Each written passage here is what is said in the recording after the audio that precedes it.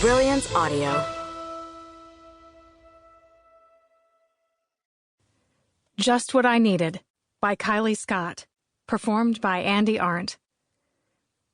There are reasons why people with careers like mine don't tend to date. Most notably, when the hell would we find the time and energy? I regularly chase after a small child up to 6 days a week. It depends on what's going on with the family. My day usually starts at 8, despite Jameson waking at around 6 or so, and it finishes at different hours depending on what's happening. Some celebrity parents want a nanny to be available 24/7. Some would even basically like you to raise the child in question. Once, for instance, I was offered a job living in an apartment with 2 children under the age of 2 while the parents occupied a mansion nearby. Their plan was to drop by once a day, time permitting, to visit with their kids. I declined that one.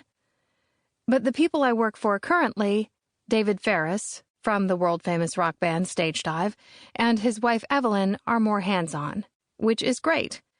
And more importantly, they enjoy waking with their son, allowing me to keep my sacred morning rituals intact. The truth is, I don't want to start work any earlier than 8. I hate having to fake being a morning person. It's rude and wrong and shouldn't be allowed. Both my faith in humanity and ability to get things done is vastly improved after 2 coffees and a long, hot shower, with emphasis on the words long and hot. The move from LA to Portland has been great. I enjoy being back in my hometown. What I do not love, however, is the weather. And November in Oregon is colder than I remember. Guess I got soft down in California. But the coldness and the constant chasing after a toddler has seemed to contribute to my sex life, or rather, lack thereof.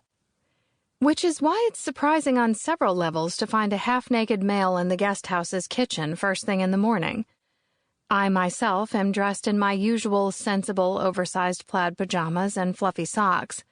He, however, is wearing a pair of those thin, soft cotton sleep pants and nothing else. Not a damn thing. And let me tell you, those pants are sitting dangerously low on his hips. Though the real kicker is the dusting of dark hair leading down from his belly button to the bulge beneath his thin cotton of his sleep pants. I cannot look away. It's impossible. "Hi," he says cheerfully. Like I said, due to time restraints, it's been a while since I've gotten laid. And this half-naked man is a lot to deal with this early in the day.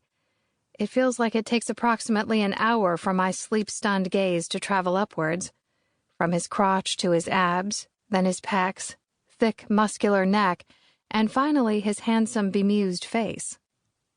All while he stands there with a cup of coffee in hand, smirking at me. Oh, the shame. "I'm Dean," he says, "the record producer." "Right," I stutter, and try to punch through the cloudiness of my sleepy brain to make sense of his words. "And I'm guessing you're Jude the nanny?" "Yes."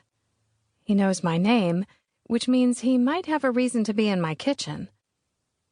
But I'm having a hard time forming coherent thought between my need for caffeine and the distraction of his cover model good looks. He threads his fingers through his longish dark hair and asks, "Do you need coffee?" I really do. "Let me get out of your way, then." He wanders over to the dining table and takes a seat. "Sorry I arrived so late last night. I hope I didn't wake you." "No, no." And it all starts to come back to me. Dave and Ev mentioned that a work friend was coming to town and asked if it was okay if he stayed here in the guest house with me.